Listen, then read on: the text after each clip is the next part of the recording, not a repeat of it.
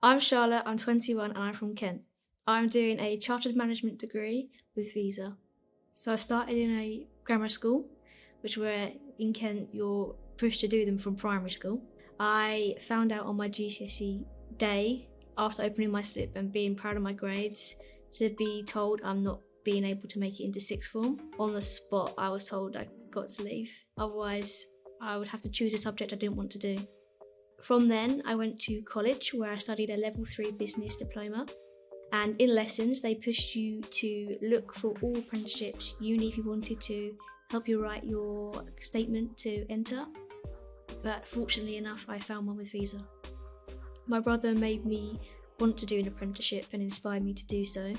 When I told him about the opportunity that apprenticeships aren't just for the working trade, they actually are big in tech or big in payments and business, he said go for it and earn while you learn.